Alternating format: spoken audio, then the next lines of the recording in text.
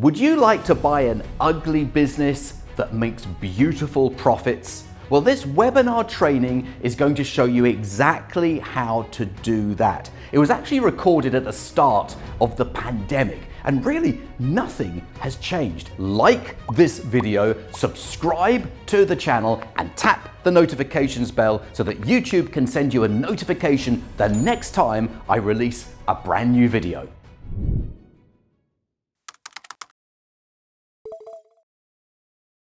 If you want to buy a business without risking any of your own cash, then click the information button up here at the top of the video and you can take my free online training course. So click the button, take the course, and let's get started. Okay, so good morning everyone, and welcome to this elegantly titled webinar, Ugly Businesses Equals Beautiful Profits. So let me explain to you as we go along what that means. And a lot of what we're going to be talking about today is counterintuitive. It's the exact opposite of what you would expect. I think a lot of people who've never bought a business before think it's one thing, and then they do it and it's a completely different thing. So I'm going to tell you what the different thing is today. I'm also going to focus you on a sector of business acquisition, which is buying these ugly businesses. And this is actually my favorite type of business acquisition, and I will show you why it is and why I would buy what we call an ugly business rather than one that is already perfect. So what is today's webinar all about?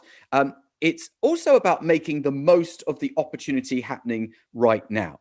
It is quite clear that we are in a worldwide recession. Apparently, UK government borrowing is the highest in 300 years. It's chaos out there. It's absolute carnage in the business world. Now, you can have, there are two responses to that. You can either say, woe is me, the world is a very unfair place, and curl up in a corner and hope that it's all going to be over as soon as possible. And it won't be. This is going to be around for a while. So you could actually say, you know what, maybe there's an opportunity here. There's an opportunity to build my existing business or get into business. There's an opportunity to save jobs. I mean, just since lockdown alone, we have saved hundreds of jobs in our existing business group by buying businesses which would have closed otherwise. Now, there is an opportunity there.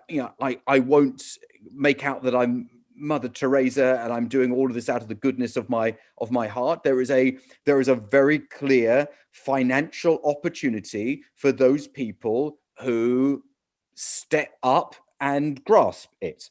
And quite possibly this webinar will be the turning point for those people. I also want to inspire you to realize there's more to business than sitting behind a desk. When I chat with the clients who I work with to help buy businesses, the one thing they repeat to me, and they don't realize that they're all saying it, they say it to me at separate times, but I had the same conversation again and again, and they say, Jonathan, this is so much fun.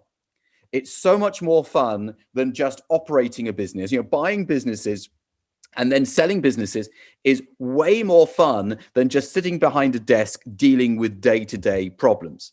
I also want to motivate you to take action. I want you to do something as a result of this webinar. And I want you to make a yes-no decision at the end. Okay, so this is the deal. We're making a deal right now. And we'll do a virtual handshake on the deal. So the deal is this: you make a decision. And the decision is, this is something that you run with and you make happen in 2021, or it's something you don't. I'm fine if you don't, but if you do, let's do something about it. And if you don't, well, at least you had a look. But I want you to do something. There's nothing worse than putting things off. There's nothing worse than procrastination. If I look at everything in my life that I have procrastinated over and eventually done it, I've always thought to myself, oh, well, that was easier than I thought it was going to be, or that took less time than I thought it was going to take, or in actual fact, I wish I'd made that decision months earlier. And I want today to be the first step towards buying a business. I guess that some of you on the webinar, because there's enough people on the webinar for some of you to have bought a business previously, which is which is absolutely wonderful. I want today to stimulate your desire to do it again and again and again. And for some of you, you've never bought a business before. Maybe you're a little nervous about what could go wrong. Well, during the webinar today, I'm going to tell you all of the things that people worry about when it comes to buying a business, and I will do what I can to alleviate those anxieties so that you can make an informed decision. Now, I can tell from some of the messages people were sending me before we started that you've either been in one of my webinars before, you've read my book, you've listened to my podcast, you are a subscriber on my YouTube channel.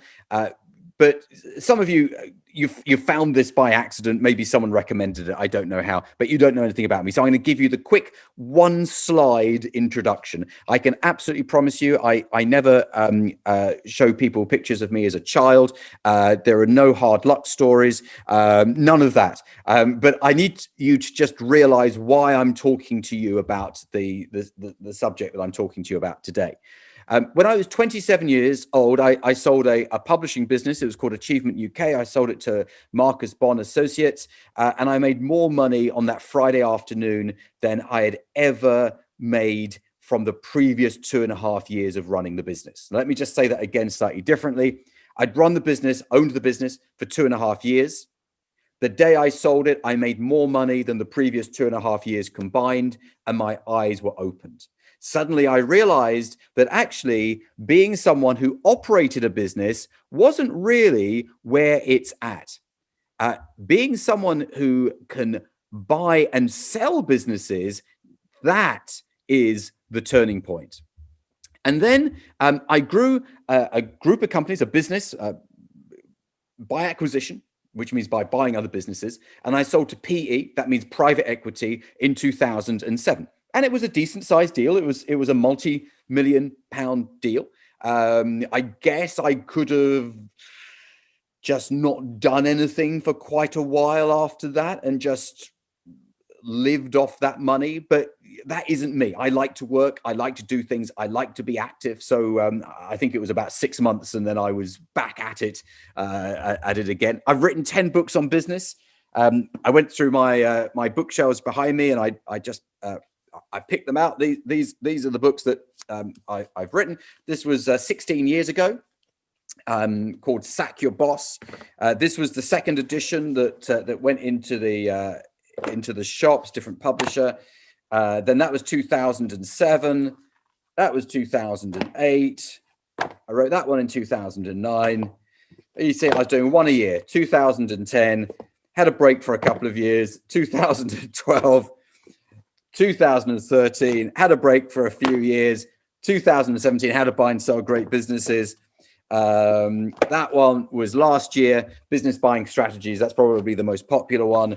And this one only came out at the beginning of this year, but I've forgotten to promote it. So hardly anyone's got a copy of that. Buying a Business, 101 Tough Questions Answered. It's a great book, though. So I've been around a while. I'm not new to this. And over the years, I've bought and sold from private equity and trade. So I've actually bought businesses from private equity firms. I've sold businesses to private equity firms. I bought businesses from other business owners, and I've sold businesses to other business owners. Currently growing a group by acquisition. I've bought 15 businesses in the last 15 months. But here's the thing I want to draw to your attention here. 10 of those were bought since lockdown. So 10 of those were bought since April of 2020. And we have 9 more getting ready to complete before Christmas. I have my morning briefing with my guys, my team, and we're just pushing the other side. I mean, all of them. Just pushing. Suddenly everyone's going to do some work and get it all done before Christmas. So that will jump up to 24 businesses in the group. I also have a little sideline. It's something I do for 1 day a week. I help other people who are business-minded buy businesses. It's a £12,000 plus VAT program. It's called my private client program. And you may wonder, am I doing this free webinar on a Friday morning out of the goodness of my heart, or do I actually have a cold, hard commercial reason for doing this webinar, well, I don't want to disappoint you. So I do have a very commercial reason for doing this webinar, because at the end of it, I want to tell you about something I'm doing in a week's time. It doesn't cost £12,000. It costs a few £100s. But if you're serious about buying a business in 2021, then you'll want to be doing that. I believe anyone who's interested can find a few £100, but I'll tell you about that later on, after we've done all of the stuff I want to talk about today. So I learned this whole business buying thing the hard way. I did it by trial and error. I wasted a lot of money. I made mistakes. I read every book, went on every course, found out everything I could about buying it. But I discovered that my methodology, the way I was doing things, I preferred, because a lot of people who just written these books had just written books. And I always found that very disappointing when you meet the author of a book and you realize that they're nothing like you imagined, and they've just written a book. They've never actually done it themselves. I'm interrupting your video with a very important message. If you are watching a video like this, it's probably because you're serious about buying a business. But watching free videos on YouTube will only take you so far. You need to take the next step. And the next step is a link that's somewhere on the screen up at the top, which takes you through to our free video training. There's no cost whatsoever. You watch the free video training and that will give you some of the essential basics that you need. Now, if you get value from that, then I would invite you to be part of my next Fasttrack program. Now, the Fasttrack program has been running for a couple of years now. We've had nearly 3,000 people around the world on the Fasttrack program, and it's a Zoom program that you can attend from anywhere. It's broadcast from my living room to your living room, where I will teach you what you need to know to go and buy your first business. And there's a Q&A section at the end of each of the training sessions, so you can ask me all of your questions. Now, if you get great value from that and you're really serious about buying a business, then there's my mastermind program, a 12-month program where we hold your hand through the business buying process so that you can buy your first company. And when you have, I'll invite you into our inner circle, which is exclusively for people who've bought their first business. So that's what we've got lined up for you. It's up to you whether you take the next step. Anyway, back to the video. So everything that we talk about today, I can assure you will have no jargon, no accountancy speak, and no legal speak. So today I'm going to simplify the process and help you understand exactly what's involved in buying a business. But this is also quite important. I'm going to help you get out of your own way. I think the one thing that stands between people wanting to buy a business and actually doing it typically is themselves. I mean, the skills can be learned, the skills can be acquired. Yeah, I can help you with that. The attitude can be developed. No problem with that. We can all do that. But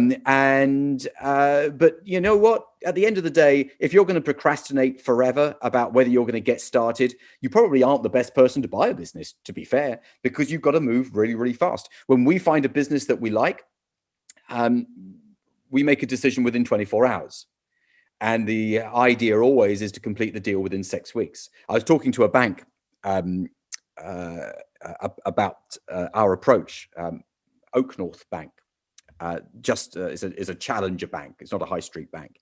I was talking to them about this 2 days ago on Wednesday, and they were amazed. They said, we talk to entrepreneurs all the time who are buying businesses because they fund a lot of acquisitions, and they spend 6 months to buy a business. And I said, no, we do it in 6 weeks because we know what we're doing and we have a process.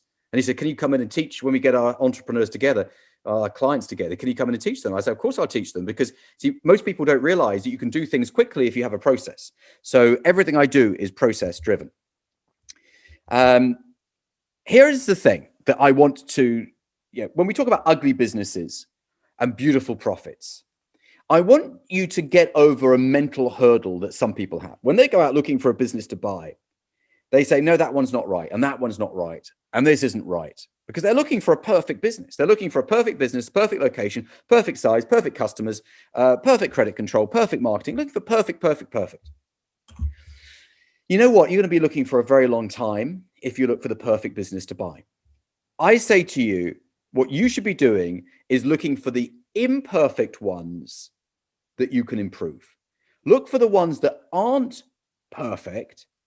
Look for ones that you can improve. And there are various reasons for that. I'll tell you in a moment. You see, the problem with perfect businesses is that they demand higher values. The owners typically know that the value is high. They have advisors who raise the price because they say this business is absolutely perfect. The owner, therefore, has very high expectations of value. It's harder to negotiate with the owner of a perfect business. They can hold out always for a better deal, a better offer. And also, there's no way to add value. And I like to buy businesses where I can add value. I need to be able to add value because that value multiplies the value of the business rapidly. So basically, I don't have to buy that value. I can build that value and create that value myself. But when we compare perfect businesses to ugly businesses, well, it's a completely different kettle of fish. Often the value of an ugly business is a business that's been eroded by poor management. So the value of the business has been eroded over time by poor management.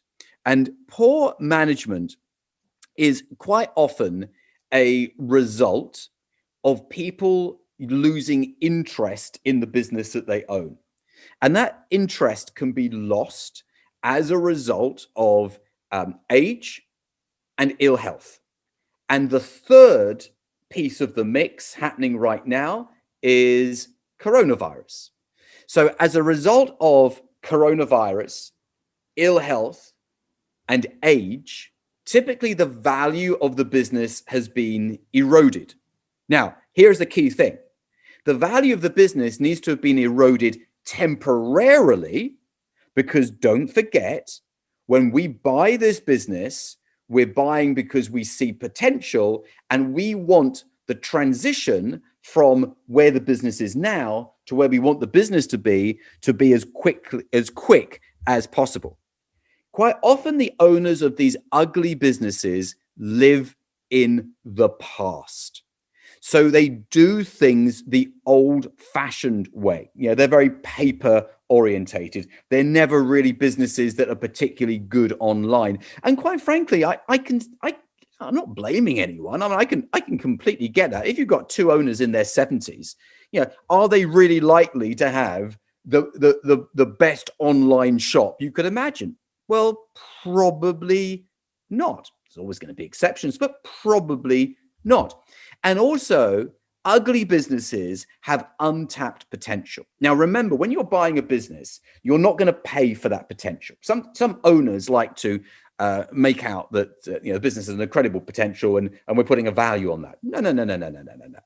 If you want to maximize that potential and sell it to me with that potential already optimized, then I'll pay for it. But if I'm going to be the one doing all the work, absolutely not. I'm not paying for something that hasn't happened, might never happen. And if it does happen, it's down to me to make it happen. Why would I pay for that? Crazy.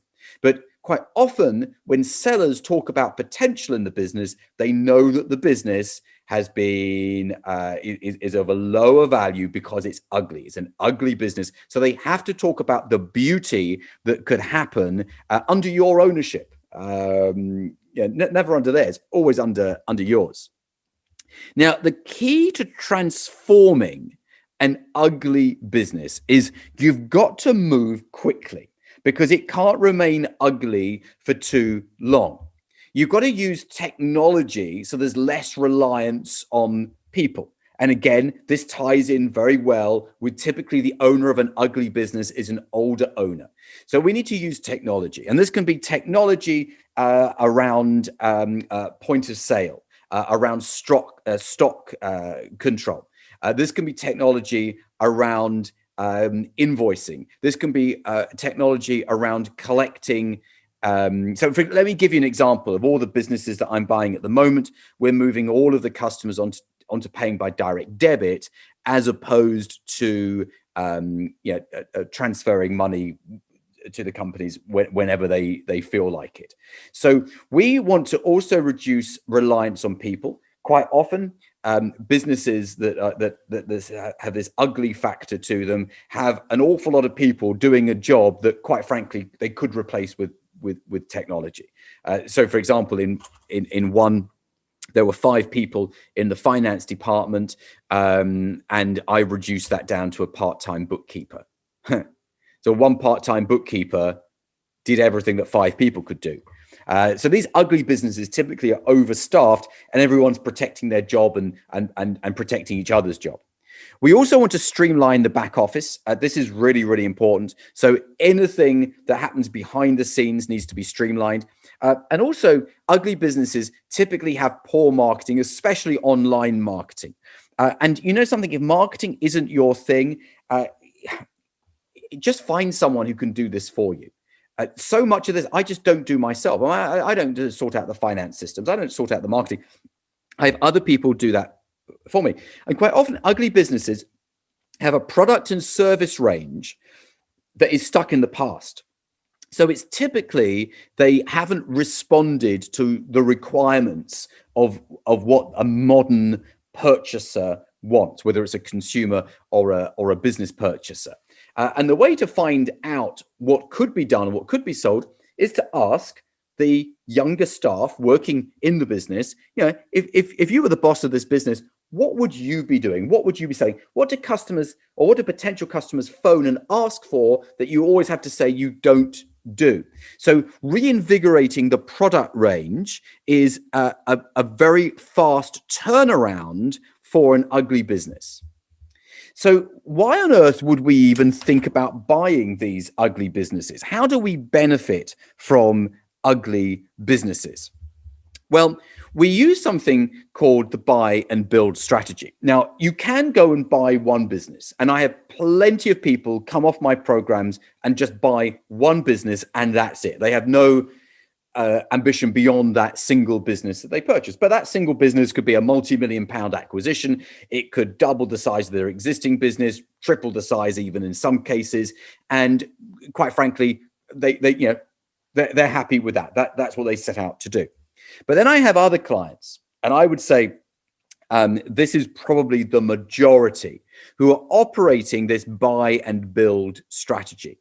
And the buy and build strategy, sometimes called a roll up, although that's more of an American phrase. The buy and build strategy is a very sound way of adding value very quickly. So let me just explain to you the principles of this.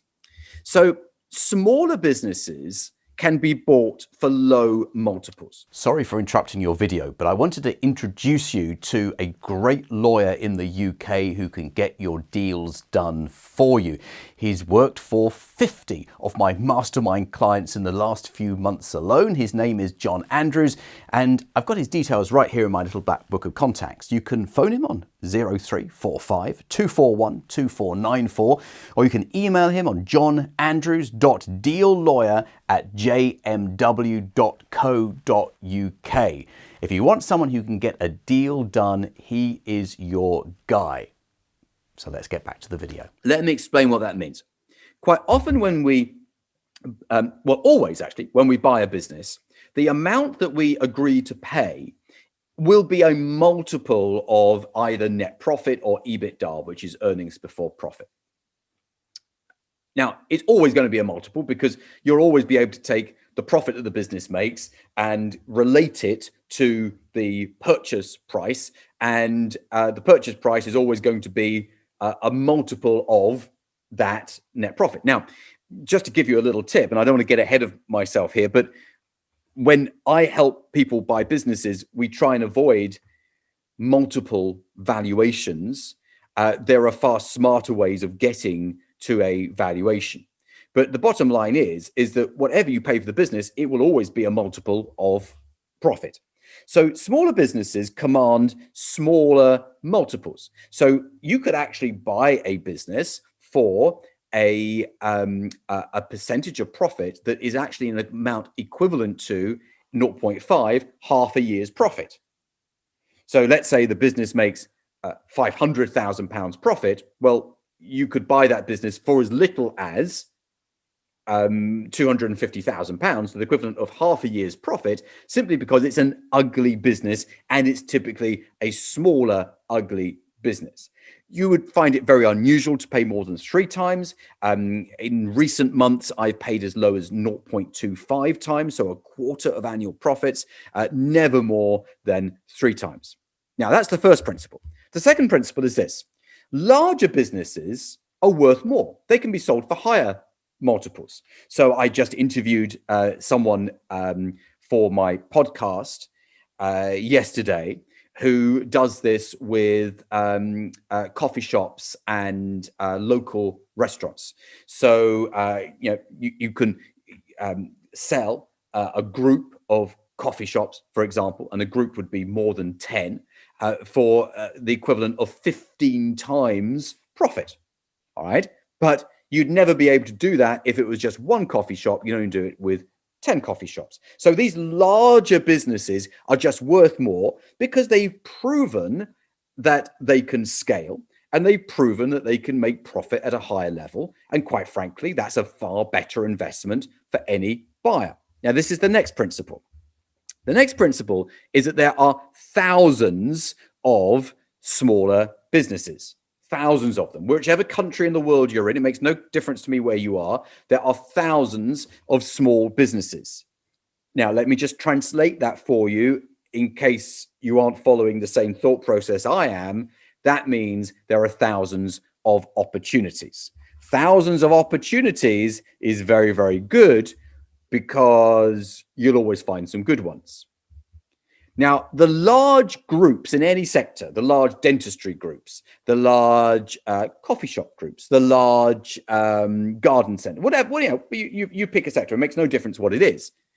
They only want to buy mid-sized groups, but they don't want to buy single operators because it's just too much hassle buying a single operator. They may as well buy, let's use the coffee shops example because I've used it already. Instead of buying one coffee shop, they're not going to be interested in that. They want to buy someone who's already got 10. One deal, one transaction, bang, we've got 10 more in our chain. We were not going to go and do 10 separate deals. We want to buy a mid-sized group. So this is your plan. If you're going to follow this buy and build strategy, you buy the single operators and you become a mid-sized group. So you create a mid-sized group. So you basically go and do the legwork, finding these single operators, and there's plenty of them in any sector, in any country in the world. You put them together and become a mid-sized group. And then you sell that to the larger group. And then you do my favorite expression, which is rinse and repeat. So you just go and do it again in a different sector. So I've got people who are buying print companies doing this. I've got people buying, oh my goodness, care homes, domiciliary care, pest control, advertising type businesses, online banner printing, all of the, you name it, there's always going to be someone doing it. So this is why the buy and build strategy is so good. So let me just put this into, say in a different way to you.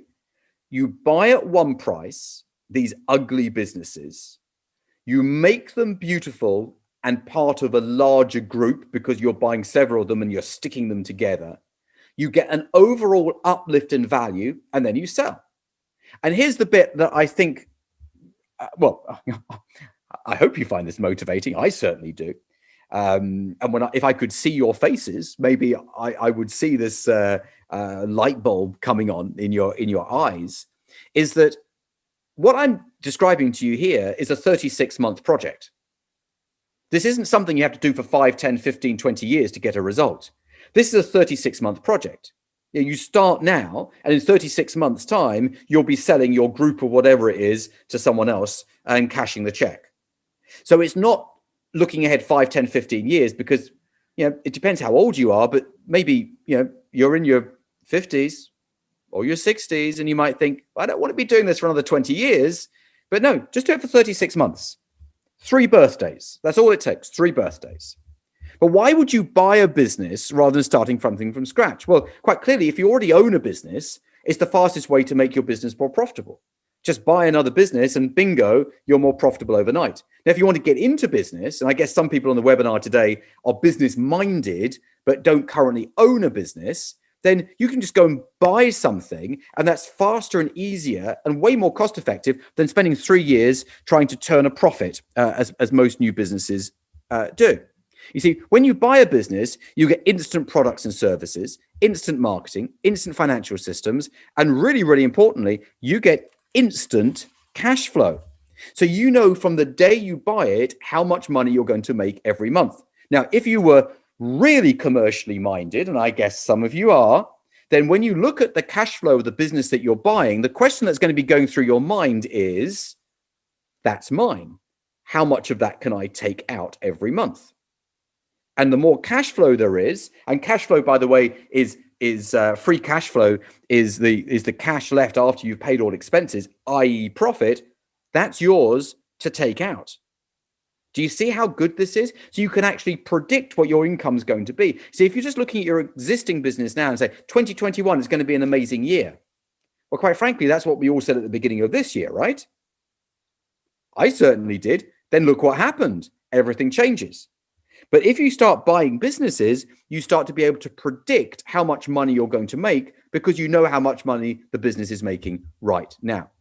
Now, let's be really, really clear, because when I do Q&A later, people always ask me the same questions. They say, oh, I'm in, I know that we've got people from South Africa and New Zealand and Canada on the webinar today. Can I do it in my country? Yes, you can. Can I do it in this sector, that sector, this sector I've just come across, this sector that I work in right now? Yeah, any sector. Everything that I talk about can be used in any sector, in any country. You see, there are no limits, except, of course, the limits that we talked about earlier, which are the limits that you place upon yourself, which is the procrastination and trying to justify why not to do anything, which is an interesting approach to life. Justify why I'm not going to do anything, and here's my justification. Odd, but some people do it. So these are the things that go through people's minds to stop them doing any of this. And I want to tackle each of these, because I think that if you've got these things in your head, you completely misunderstood the business buying game. And if you misunderstood the business buying game, you might be missing out on an opportunity to do something amazing because you just got misconceptions. So the first misconception is, I don't have any savings and I can't get credit. I hear this all the time. People say, well, I want to buy a business. I haven't got any money. I'll tackle that one in a minute. Where do I find a business to buy? I mean, is it difficult to find a business to buy? I'll tackle that one for you. How do I know if it's the right business to buy? I have a full-time job or a full-time business. How will I find the time? Hear that one a lot. And what if I buy a business and it goes wrong? This is that fear of failure, fear of risk. Well, don't worry. I get it. I understand it. I'm going to show you why you needn't be concerned about any of these things. So here's the first one. People say, I don't have any savings and I can't get credit. Huge misconception. The reason why it's a huge misconception is this. You think that you need lots of money in the bank to buy a business because you've just assumed it's a little bit like buying a house where you've got to save up a big deposit. And then once you've got your deposit, you go and get the rest of the money from the bank, but you've got poor credit. So you've got to save the money. That could take forever, and you've got poor credit. Well, what if I told you that all the businesses I bought this year, 10 so far, it'll be 19 by Christmas. Watch out on LinkedIn. You'll see the announcement.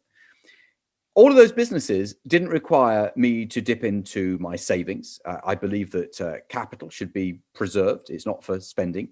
And it didn't require me to go and borrow money, and my credit rating and everything is irrelevant to this, completely irrelevant. Now, just think about that for a moment. That means that you could buy a business without having that deposit, like buying a house, and without having to borrow money from a bank, like buying a house. In fact, you could buy a business without using any of your own money at all, and without borrowing money from a bank. You see, 90% of my clients don't have personal funds and didn't borrow to buy a business. There are many ways to buy a business without using your own money. For example, you can use, and I'm not going to go through these in detail, but I want to just give you a couple of examples. You can do what's called a leveraged buyout. You can refinance the assets in the business. That is the staple of private equity. I mean, that is that is the main principle of private equity.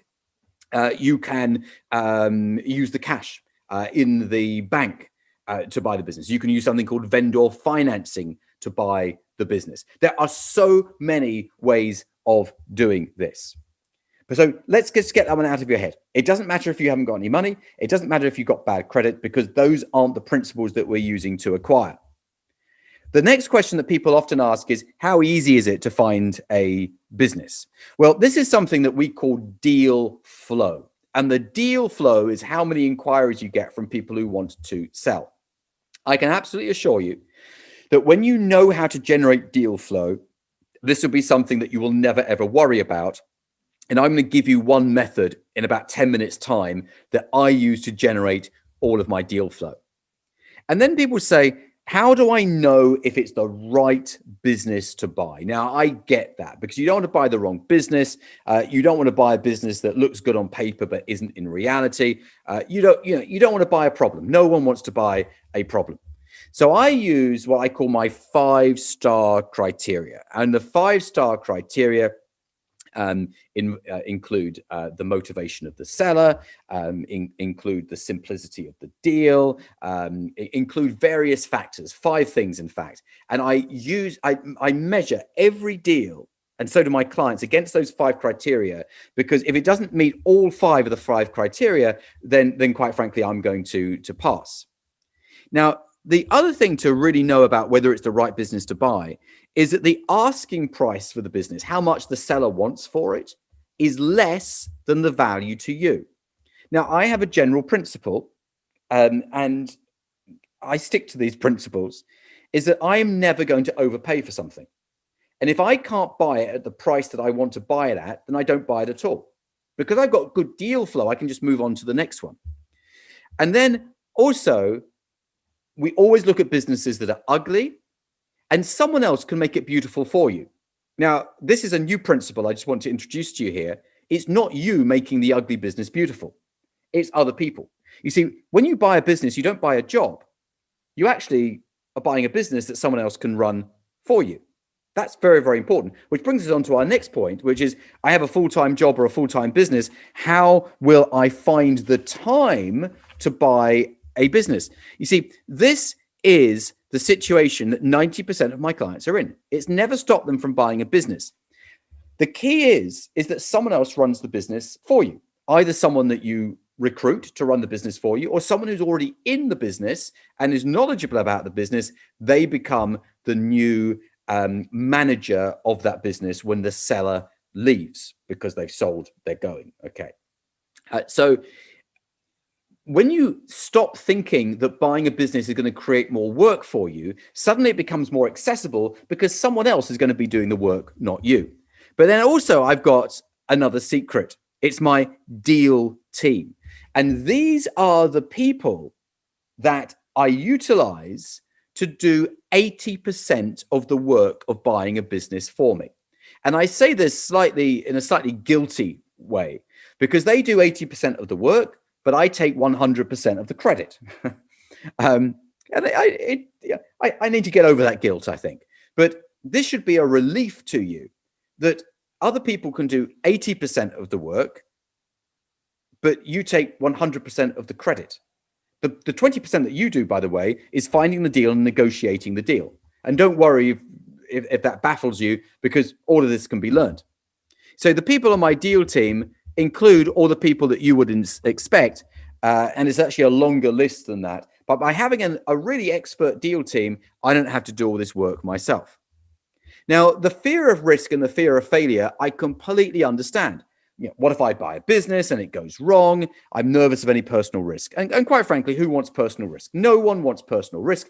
The older you get, the less personal risk you want. And I'm completely with you on that. So how do we make sure that we aren't dropping ourselves in it?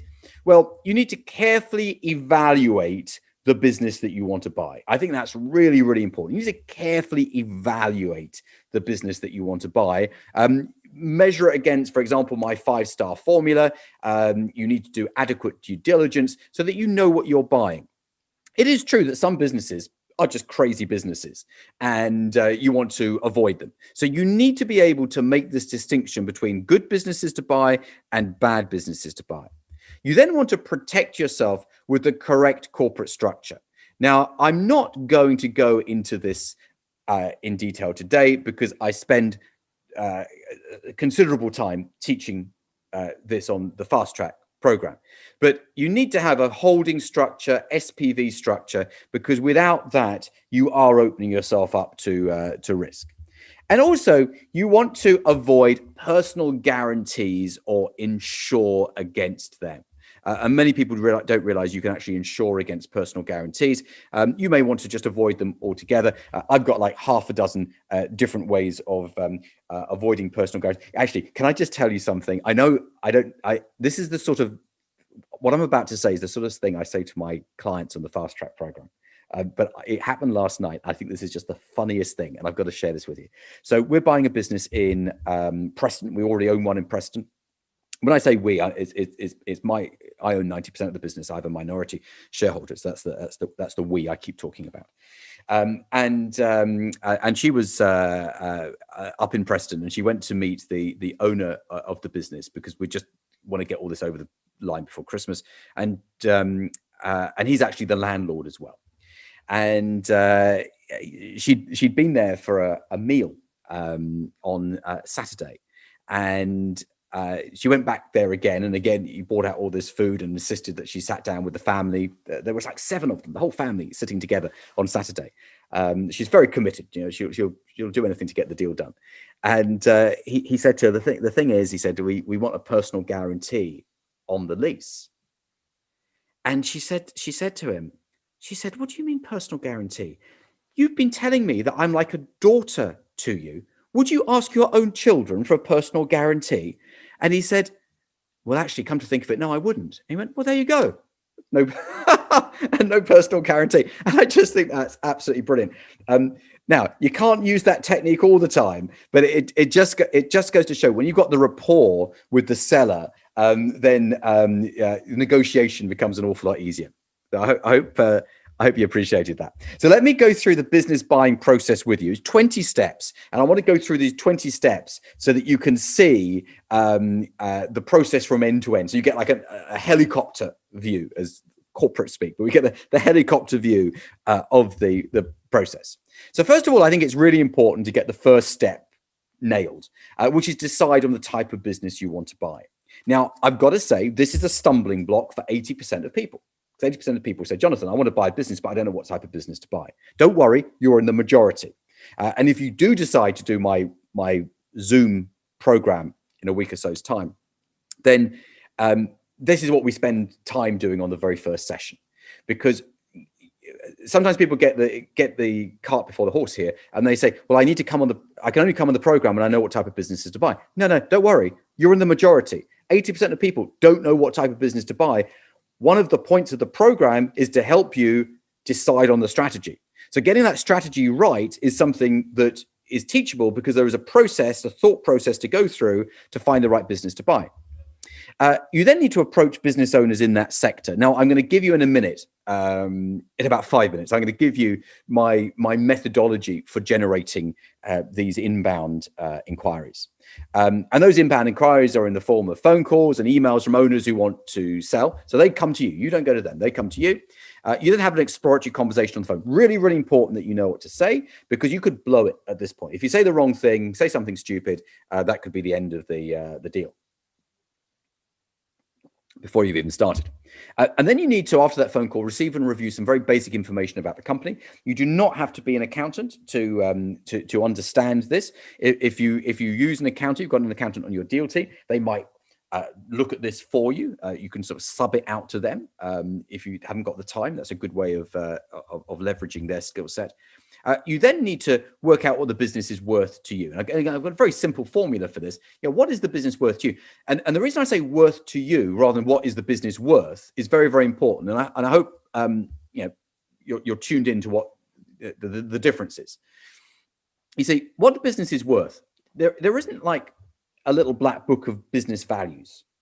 It's what the business is worth to you, because what the business is worth to me could be different to what the business is worth to you. They're different to what the business is worth to the next person. Everyone has a different idea of value. You see, if I know that I can buy this business for X, but it has a value of 3 or 4 or 5X as soon as I put it into my group, then that is going to dictate my value of the business. So this is a very different approach to valuation than a mathematical, let's look at the accounts. Now, the accounts are important, but we've also got to understand what the value is to us personally. Then we're going to have a Zoom meeting. By the way, you can buy a business remotely. You don't have to be in the same country. You don't have to be in the same town. You don't have to go and meet people. So if you're conscious of not wanting to do that, you can buy just about every business. Well, during all the business we bought during lockdown, we didn't obviously meet anyone. That's changed a little bit now, quite clearly. Also, always start from the position of not using your own money and not borrowing money. So every deal that we do, we say, okay, we're not going to borrow money, and we don't want to use our own money. How do we fund this? How do we put together a deal that works? So that's the thought process. Now, if we can put together a deal and we want to buy the business, we put this all into what we call a heads of terms agreement, which is a very simple document. You don't need a lawyer for that. And then we do some very initial low-cost financial due diligence. Now, your accountant can do that for you.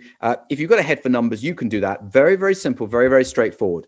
And then we're going to decide on the type of acquisition we're going to do. Are we going to acquire the assets of this business? Are we going to acquire the shares? Or are we going to do what's called a pre-pack, where you put it through an administration?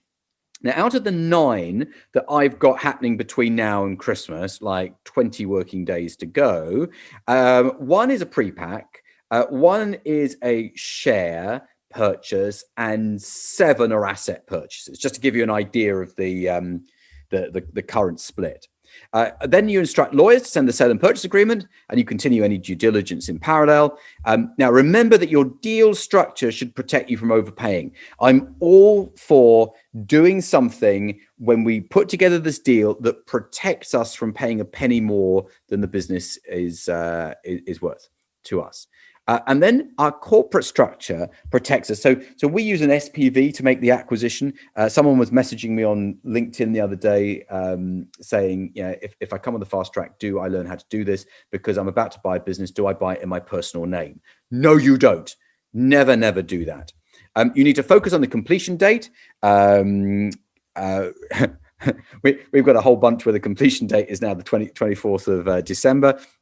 Congratulations, you've now bought a business. Complete the takeover, look for your next target company, rinse and repeat, sell your group and retire. And maybe retire for 6 months and then do it again. So there's your 20 steps.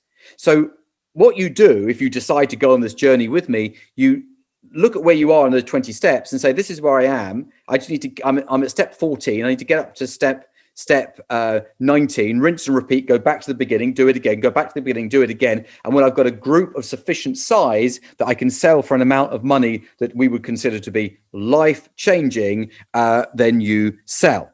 And most people sell, take 6 months off and go and do it in another sector. Now, that all sounds incredibly exciting and incredibly inspiring. However, what could stand in your way? Well, 3 things. And I've done this. I've worked with enough people now in helping them buy businesses to really understand what could stand in their way. So number 1 is fear of the unknown. You've never done it before. You don't want to get it wrong.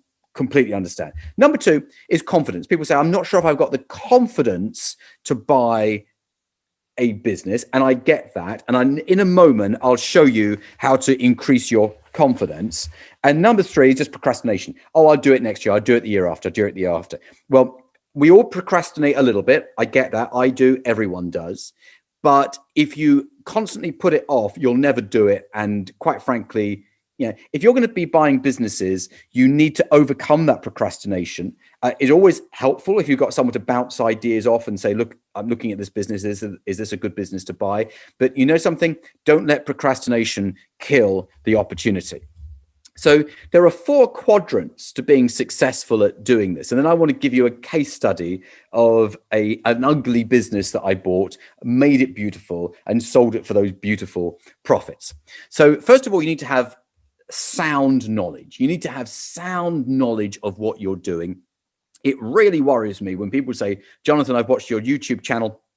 or I've listened to your podcast, and I know what I'm doing. Thank you very much. I don't need your help. I'm going to go and buy a business. And it's like, oh my goodness, that's like going to the dentist and saying, and the dentist saying, well, you need to do we need to have a little bit of root canal. Not usually my thing, but I did listen to a podcast about it, and I watched a very helpful YouTube video. So you know something, I think I'm up for the challenge. Open your mouth. So yeah, a little knowledge can be a dangerous thing. You really need to know what you're doing. Now, this will help your confidence level, because when you know what you're doing, then you can speak confidently. And when I'm in email correspondence with clients about deals that they've got going on, I'm proud of them, because I can see a transformation where they are confidently pushing back on an owner and saying, no, that's not how we're going to do it. Sometimes with the owner's solicitor, they're saying, no, that's not how the deal is going to work for us. We're going to do it like this. We're going to do it like that. Okay. So the confidence comes from knowing that you know what you talk about. The deal team is really, really important, because they do 80% of the heavy lifting. Now, I told you that I tell you how I get my deal flow, my flow of inquiries. Well, I do something that people might think is a little bit old fashioned. You might look at this and say, you know what, that's kind of just old fashioned, Jonathan. Well, I'll tell you what it is. But the thing is, it works. And that's the most important thing. If it didn't work, I wouldn't do it. All of my clients do this. All of them. Even the ones who start off a little bit resistant, saying, oh, well, yeah, I'm not sure if that's going to work for me. It works for everyone else. It'll work for you as well. And then they do it and they go, oh, yeah. And I go, I told you so. So this is how I do it. I identify businesses in the sector that I'm interested in, and I compile a list. And when I say a list, I mean all the businesses in that sector. It can be thousands and thousands of businesses in that sector. And then I narrow it down to businesses that are within a reasonable geography of where I am. And I just feel that if you're going to start anywhere, you might as well, if you live in London, buy a business, within 50 miles, don't go. Why would you go and buy a business in Scotland as your first business? So the first one, actually, having said that, I'm being a little bit of a hypocrite here, because just about every business I own at the moment is like 4 hours drive away. But to be fair, that could actually be a good thing, because it stops me going to interfere, because I can't pop in and say hello. They operate a lot better when I'm not there. I just cause chaos when I visit.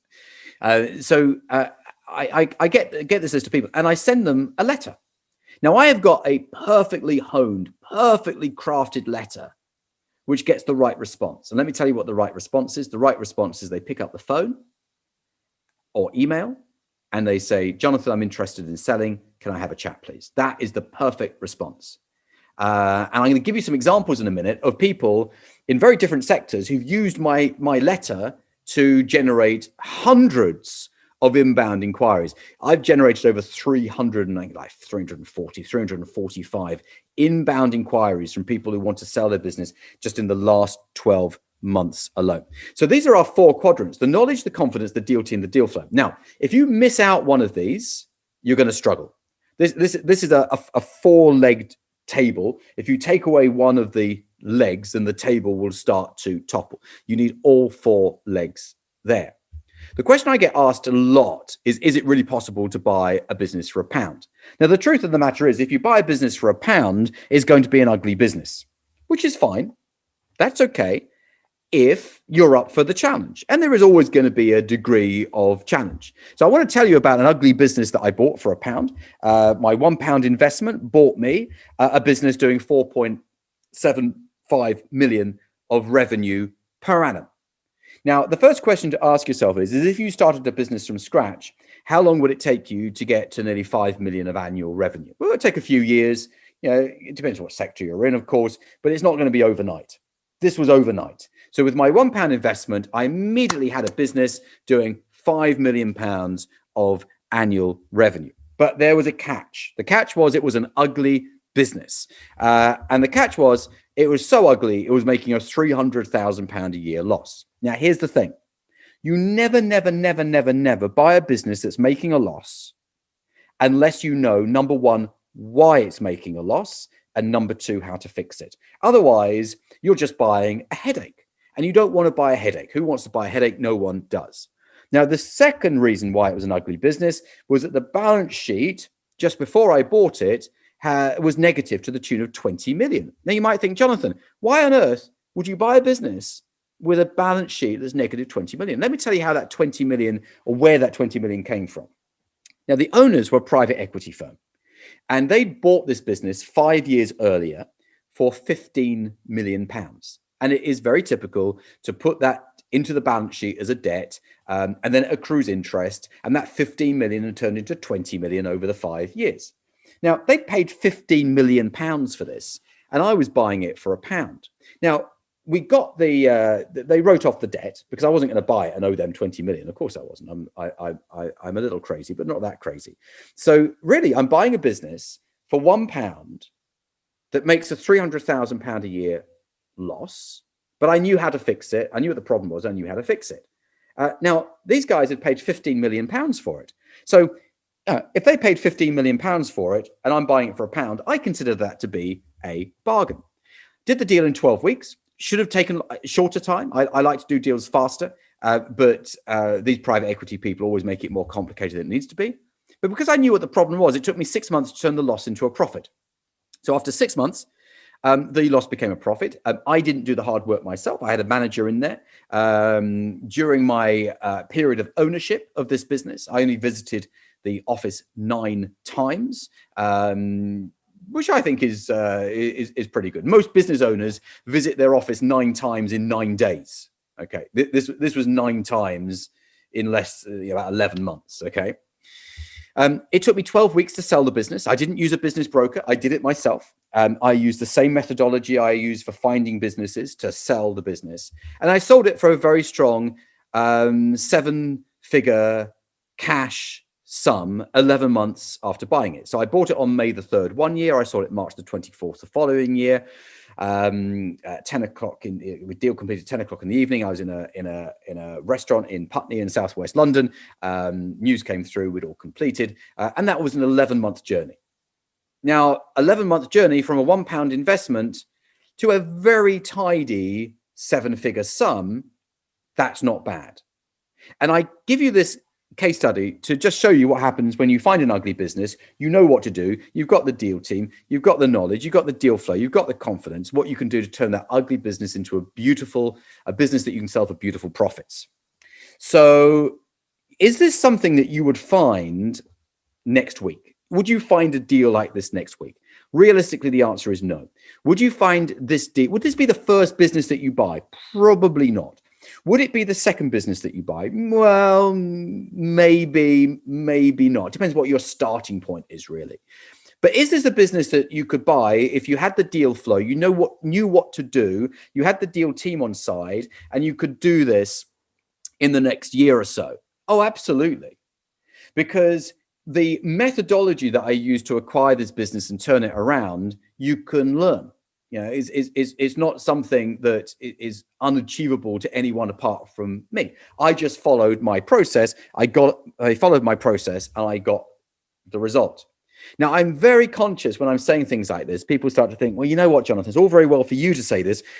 You first sold a business 21 years ago. You've got a little bit of experience under your belt, but I don't have that level of experience. I'm new to this. I'm a newbie. Well, something. I want to show you some people who've been doing exactly the same thing as me, using my process, but being very, very successful. So this is Peter. Peter is based in France. He's bought 9 businesses in the UK, which goes to prove that you don't need to be physically close to the business that you're buying. You can buy businesses in different areas. He's bought 9 businesses in 2020, totaling 20 million of annual revenue. So he's gone from zero to hero in 2020, 9 businesses, 20 million of annual revenue. Peter is 67. He's got the energy and the enthusiasm of someone 30 years younger, a great example to us all. This is Daniel, his first acquisition, 3 million revenue, £400,000 profit engineering company, no cash invested whatsoever. ever.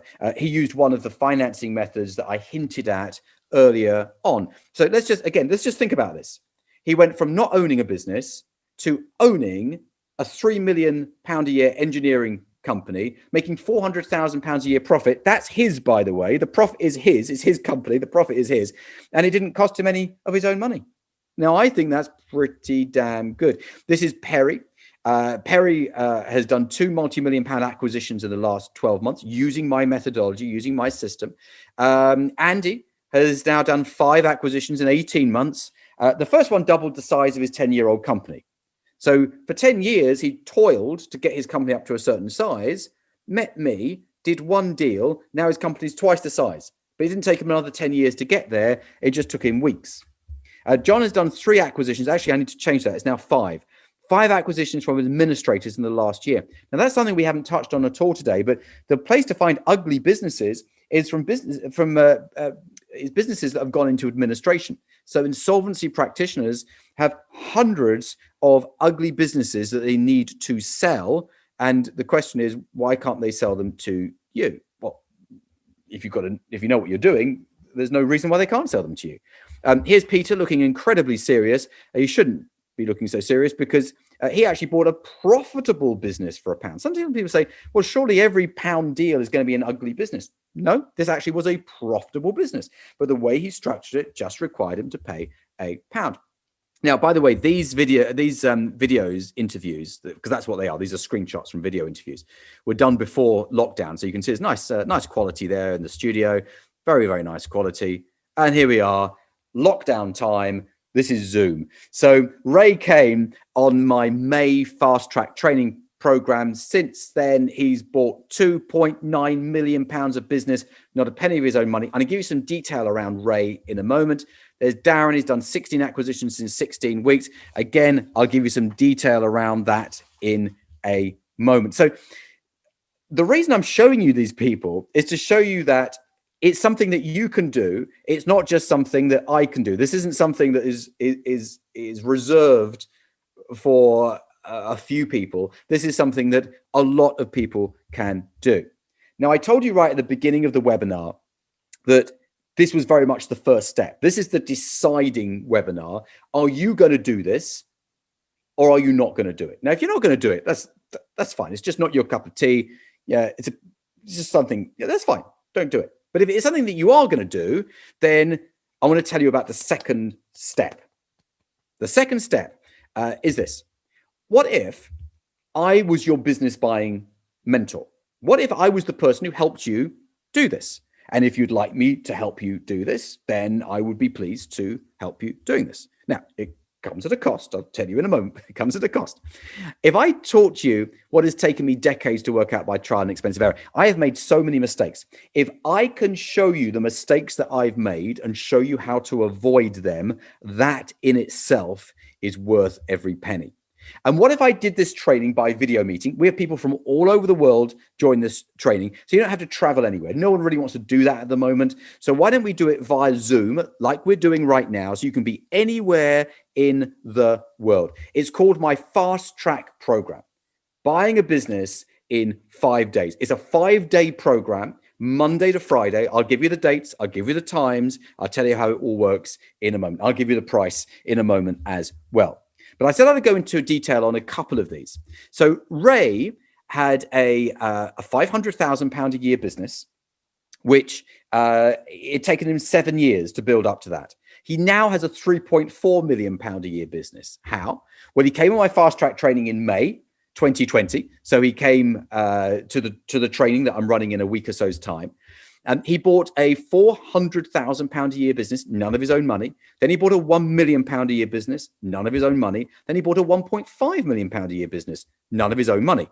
So now we've got a 3.4 million annual revenue business without spending his savings. This is just so important. And if he can do it, you can do it.